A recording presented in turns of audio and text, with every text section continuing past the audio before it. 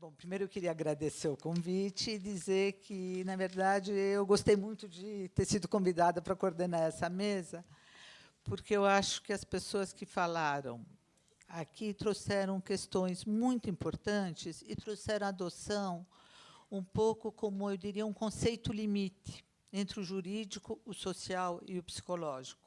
Eu concordo com o primeiro palestrante, com o Flávio, quando ele falou que, em geral, a questão vem sendo trabalhada, e, em parênteses, eu sou nem um pouco especialista da questão de adoção, certo? Eu estou falando assim,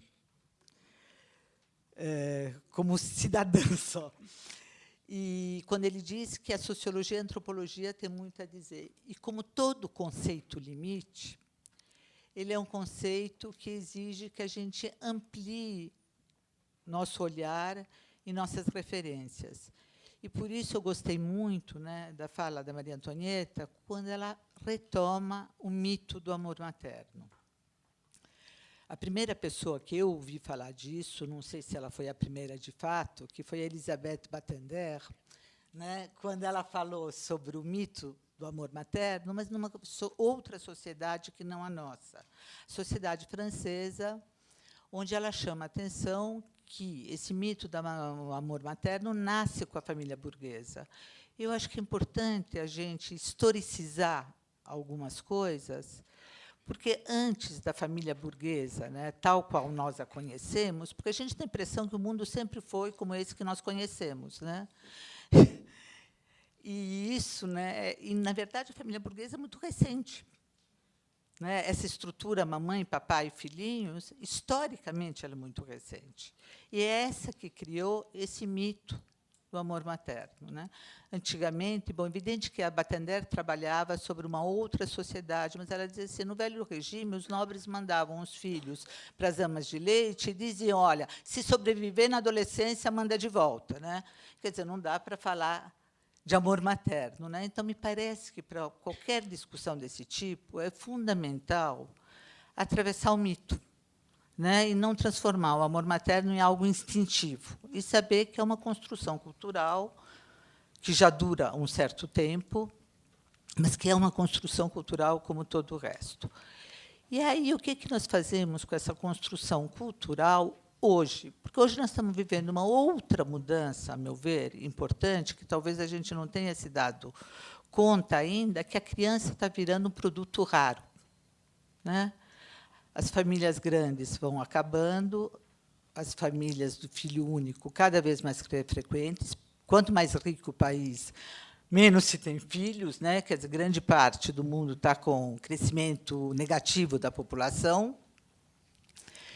E é evidente que essas poucas crianças que nascem, elas têm que realizar todos os desejos dos pais. Né? Quer dizer, elas vêm com uma carga insuportável. A Vânia tem toda a razão. Né? Quer dizer, toda criança é um investimento narcísico.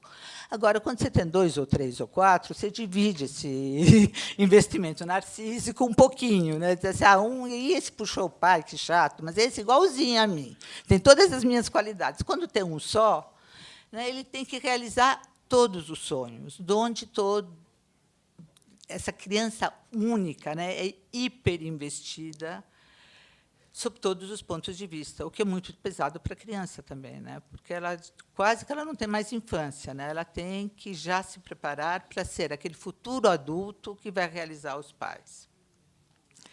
E, nesse sentido, eu queria chamar a atenção, né, em relação, eu estou me prendendo um pouco naquilo que eu ouvi aqui, né, que a Maria Antonieta falou uma outra coisa que me parece muito importante, quando ela diz que a questão daqueles que entregam os filhos não é só uma questão econômica.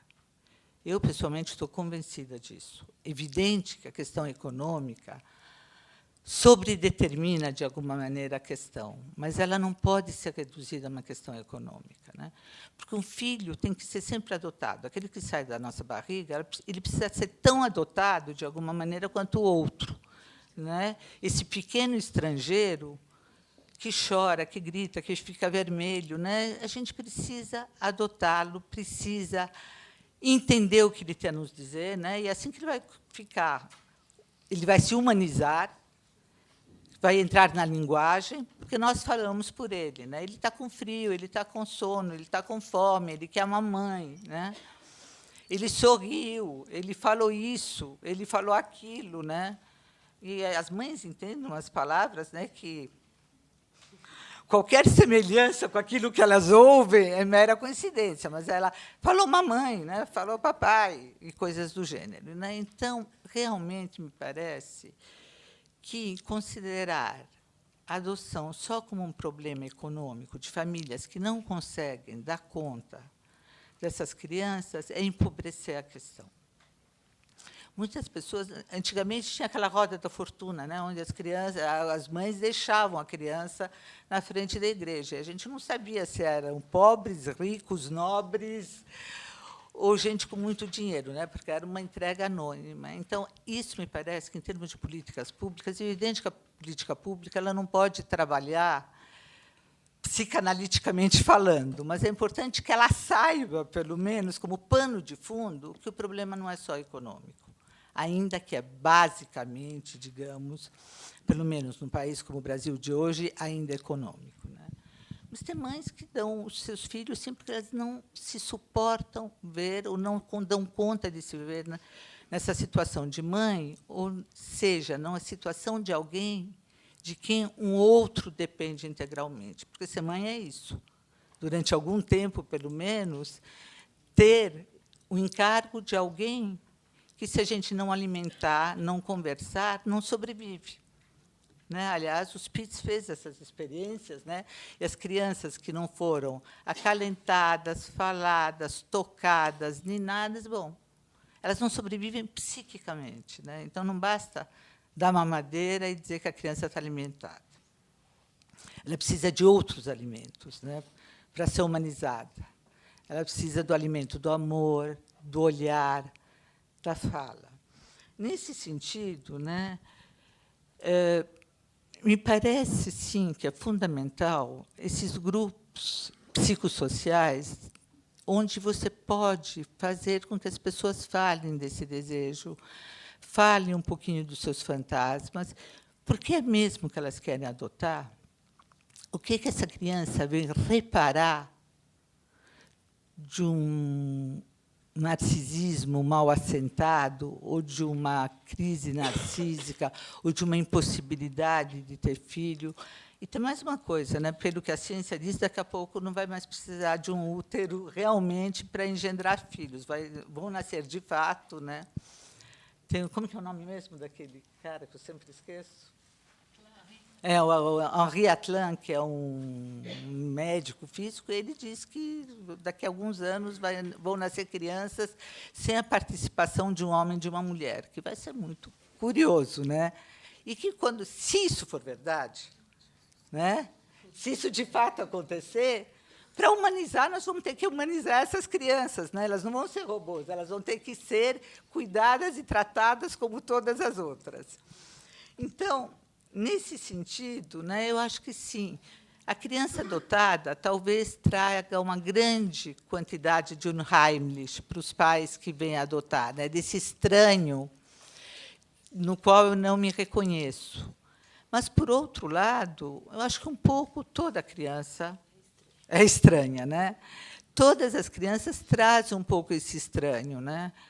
E é muito engraçado, porque uma coisa que me parece, agora com essas ultrassonografias super à moda, né, você vê a criança praticamente com tudo na barriga. Né? Então, já começam a dizer, parece com não sei quem.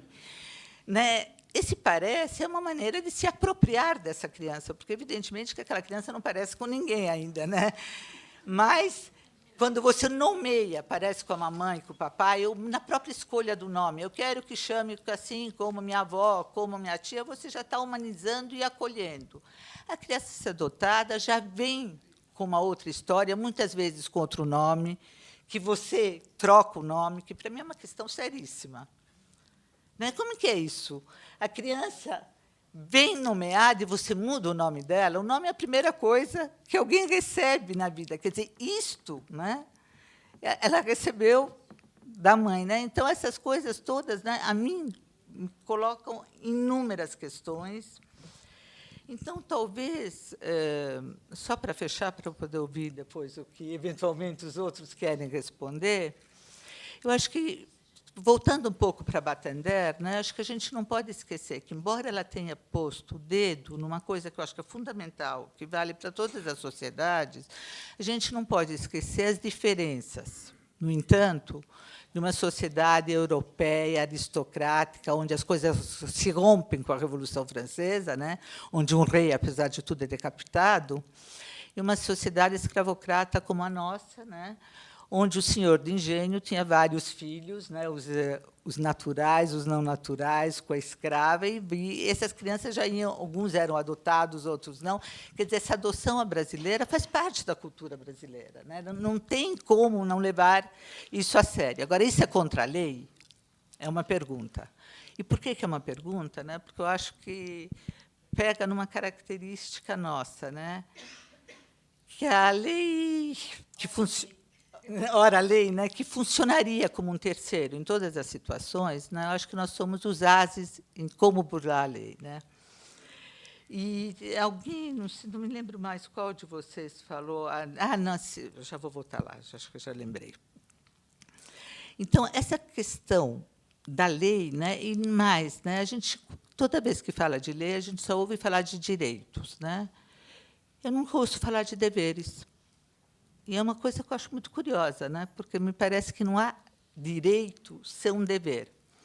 Então, se alguém tem o direito de adotar, ela deveria ter o dever de sustentar essa adoção, né? E de não devolver. Né? Devolver uma criança não me parece que seja uma idiosincrasia, embora talvez seja até melhor que alguns devolvam pelo lugar que a criança pode vir a ter naquela família. Né? Mas eu acho que tem uma questão séria aí. Né? Quer dizer, ele não foi comprar um brinquedinho que veio com defeito e ligou para o serviço de assistência ao consumidor, né, para dizer, olha, o brinquedinho que eu comprei está com defeito. Né?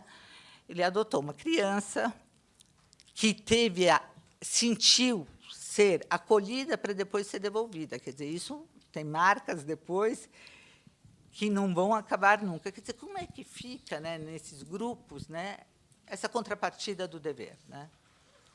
Porque...